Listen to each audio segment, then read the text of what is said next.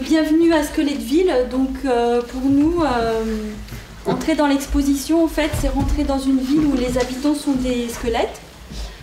Donc, on va y trouver différents magasins, lieux, où on pourra faire des ateliers, où en fait, on va s'interroger, on va interroger notre rapport au corps et notre rapport au squelette. L'univers, en fait, on a imaginé l'univers de l'expo qui soit un univers un peu des morts vivants ou des films d'horreur ou des films de Tim Burton.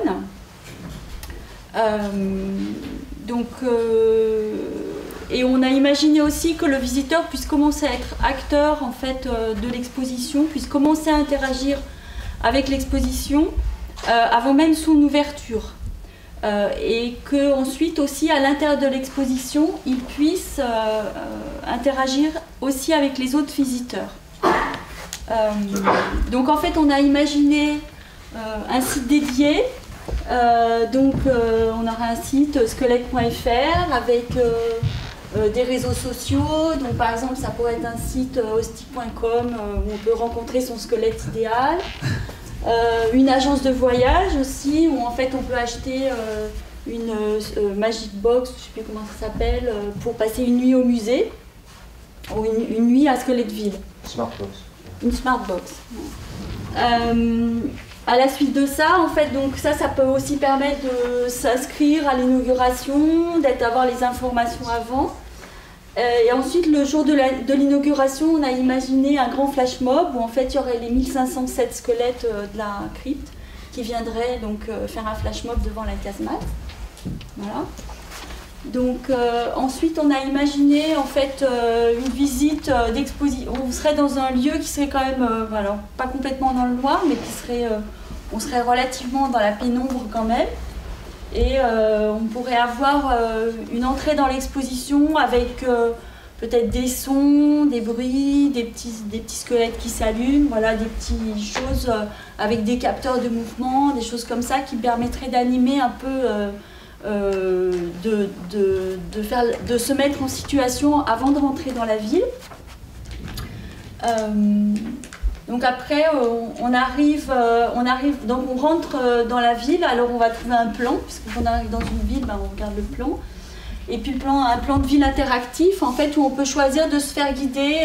Donc c'est pas suivez le guide, c'est suivez le gant. Donc ça peut être une main qui va se déplacer, enfin qui va nous indiquer une main au sol, qui va se déplacer et nous dire, en fonction des différents lieux où on a choisi d'aller, qui va nous dire comment se retrouver dans l'exposition. Donc on va retrouver différentes boutiques, puisqu'on est à Squeletteville, il y a des boutiques, et donc dans chacune de ces boutiques ateliers, on va pouvoir faire différentes activités. Donc la première, par exemple, c'est l'opticien. Donc chez l'opticien, en fait, on va trouver il y aura des lunettes spéciales, et éventuellement avec de la réalité augmentée, donc qui peuvent permettre, par exemple, de regarder les autres visiteurs et de les voir, de voir à travers, peut-être de voir un squelette à la place du visiteur dans son entier. Qu'est-ce qu'il y a d'autre là? Ah oui, alors à côté, on a l'hôpital, donc l'hôpital, l'ostéopathe, où là on va pouvoir comprendre ce que c'est qu'un squelette, avoir différents ateliers où on va travailler sur les os.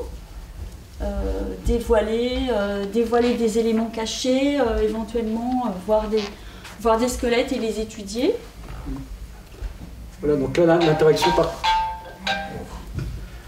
contre l'interaction, comme on va être, ça va être un endroit un petit peu obscur, l'idée, les interactions en fait ça va essentiellement aussi avec des lampes torches on va dire, et pour dévoiler l'information sur les squelettes, par exemple on va pouvoir directement en fait avec la lumière éclairer le squelette et avoir une information grâce à une projection des informations sur le squelette. Donc ça va être par exemple sa datation, ça va être ses origines, etc.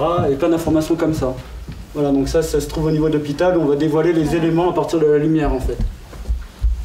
Voilà. Après, donc on a imaginé aussi la halle aux vêtements. Alors ça peut être une boutique en fait où on peut se fabriquer ses propres vêtements, les personnaliser. Par exemple, comme au Fab Lab, on va pouvoir se fabriquer un t-shirt, etc. Ensuite, on a le centre de beauté. Donc, le centre de beauté, en fait, où avec des ateliers de type réalité augmentée aussi, on peut en fait voir comment les gens étaient habillés il y a 1000 ans, les gens qui venaient dans la crypte. On peut aussi avoir des crânes sur lesquels on va projeter des images, donc qui vont permettre, à partir d'un crâne, de voir le visage d'une personne ou des décorations. Voilà. Après, on a le chocolatier-pâtissier, donc on peut faire par exemple des œufs en chocolat. Ensuite, on a le restaurant, donc on peut voilà, avoir des menus décalés, donc crâne d'œuf, samoile, cuisse de grenouille, viande séchée, etc. Le cybercafé, donc là, ça permet d'interagir avec les autres visiteurs, de laisser des messages. Voilà. Après, on a la salle de spectacle, donc on peut voilà, faire des jeux, utiliser des instruments de musique. Ensuite, on a l'école. Donc à l'école aussi, on va pouvoir faire des jeux. Et puis, il peut y avoir un jeu, par exemple, il peut y avoir un jeu plus pour les enfants, où en fait, on a le principe du pendu. Donc c'est un pendu à l'envers, et donc en fait, voilà, par exemple, on peut répondre à des questions, et puis à chaque fois que si on réussit, le pendu, le squelette reste entier, sinon il perd des os, voilà, donc ça peut être un petit peu comme ça. Et puis on avait imaginé aussi donc le photomaton, et ça, il y a plein d'équipes qui ont eu cette idée là. C'est le fait de pouvoir passer devant, de se positionner, c'est ce qu'on a vu hier